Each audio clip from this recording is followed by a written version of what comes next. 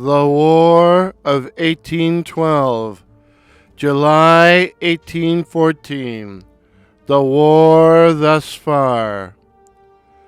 Welcome, dear listeners, to July 1814, or should I say, welcome to War of 1812 channel. I'm going to do things a little differently for this month. A lot of things happened in July 1814, including two major battles. Chippewa on July the 5th and Lundy's Lane on July 25th. I will cover these battles in two separate videos, but in today's upload, I will discuss all the other things that happened in July 1814 as listed in my treasure trove, my treasure chest, D.R. Westhouse's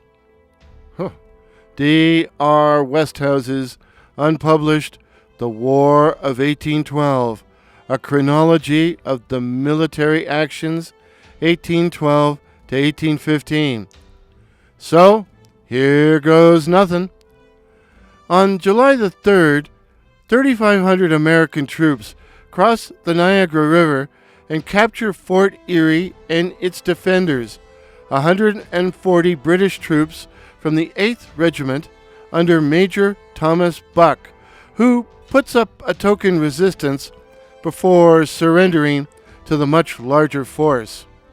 And that's it for the Niagara this month. On July 11th, a rattlesnake is caught off Cape Sable, Nova Scotia. USS Rattlesnake, a brig under the command of Lieutenant James Henshaw, which is captured after a chase by the British frigate HMS Leander and taken to Halifax. Also on the 11th, Fort Sullivan on Moose Island in Eastport, Maine, is captured by a British force under the command of Commodore Sir Thomas Hardy. Yes, the famous Hardy as of Kiss Me Hardy fame, a force which includes the 74-gun frigate HMS Ramillies, the 87 American defenders under a major with the charming name of Pearly Putnam. Pearly Putnam refused to surrender at first, only to capitulate when they see the British troops preparing to come ashore. The invaders changed the name of Fort Sullivan to Fort Sherbrooke in honor of the Lieutenant Governor of Nova Scotia, Sir John Sherbrooke, with an E, and after the war's end, the two sides, British and American, will haggle over the territory until 1818, when it reverts to the U.S. July the 12th sees the call of two different American Syrens.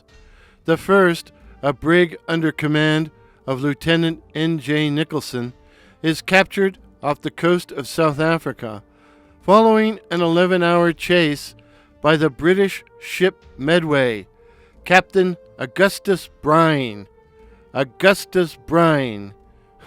which is a damn good name for a sailor. According to D.R. Westhouse, the British treated their American captives with contempt, robbing them and eventually dumping them ashore near the Cape of Good Hope, where they lived in deplorable conditions for 8 months before being shipped to England at war's end. In the other incident, the 6-gun, some accounts say 7 guns, American privateer Syren chased and captured the 4-gun British cutter Landrail, this action occurring in the English Channel. But British gunnery must have been superior, as the Americans suffered 3 dead and 15 wounded, while the English side had only 7 injured. The Landrail will later be recaptured by the British. On July 14th, we see a mini engagement off Portsmouth, New Hampshire, when the U.S. gunboat 88 under Sailing Master George Clement captures the tender HMS Tenedos, and I apologize for my mispronunciation, Tenedos. Taken prisoner are a second lieutenant, 2 midshipmen, and 10 sailors and marines. I have been unable to find any further information about this incident, so if anyone out there knows anything about it, please share your knowledge in the comments. Action now shifts to the Old Northwest. On July 17th, a force of 500 native warriors plus 150 Michigan fungibles. No, not fungibles. Fencibles. 150 Michigan fencibles and Mississippi volunteers under command of Lieutenant Colonel William McKay arrives at Fort Shelby at Prairie du Chien on the upper reaches of the Mississippi, present-day Prairie du Chien, Wisconsin, and he demands the fort surrender. The American defenders, 60 men from the 7th U.S. Infantry Regiment under Lieutenant Joseph Perkins, initially refuse. Hey, where have we seen this movie before? This is like the 3rd time this video. But by the 19th, the garrison is out of both water and ammo, and Perkins throws in the towel. The British suffered 3 wounded, the Americans 5, the victors paroling the U.S. troops, who head to St. Louis, back to base at St. Louis, on foot? Yikes!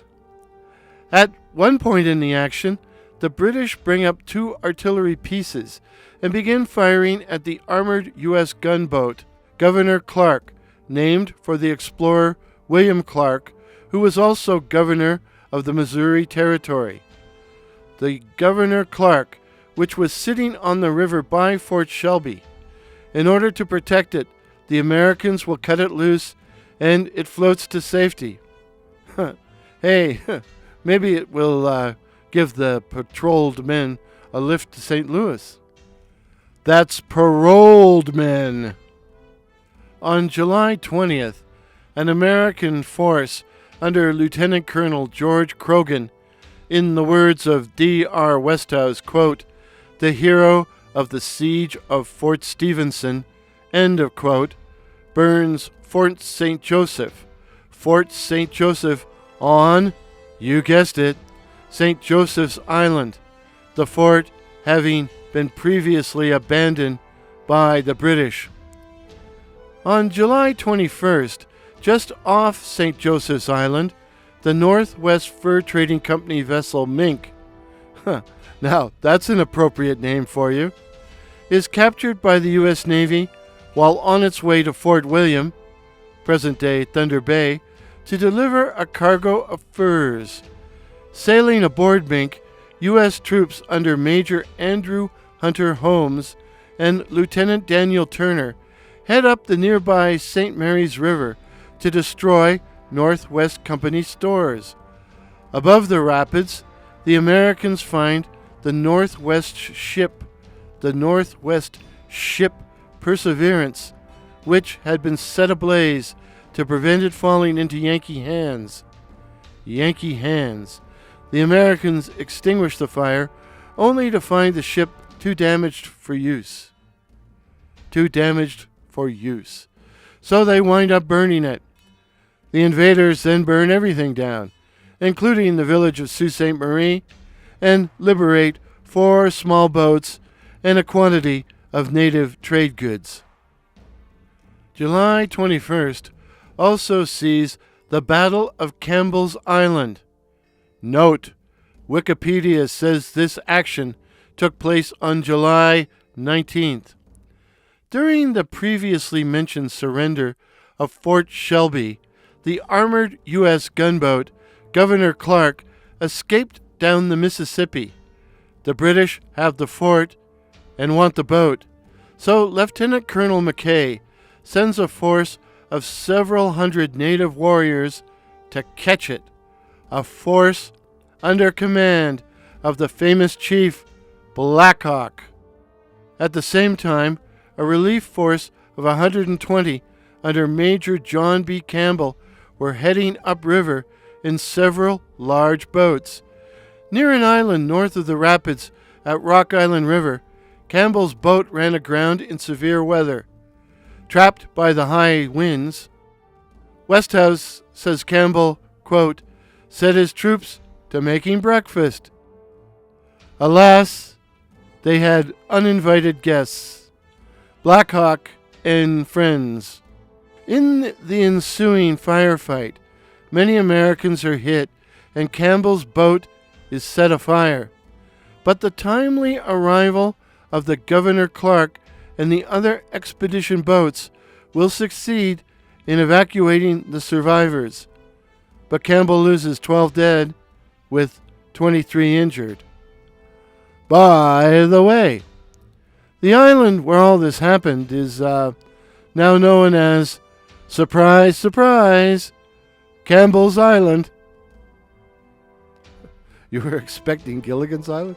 No, Campbell's Island. So, dear listeners, this is what was going on in the War of 1812 during July 1814, outside of the Niagara. But D.R. Westhouse also notes that the Royal Navy mounted a whole series of diversionary summer raids during July and August in the Chesapeake Bay area. Their objective? To draw American troops away from the capital region. But surely they're not going to attack Washington. That would be incredible.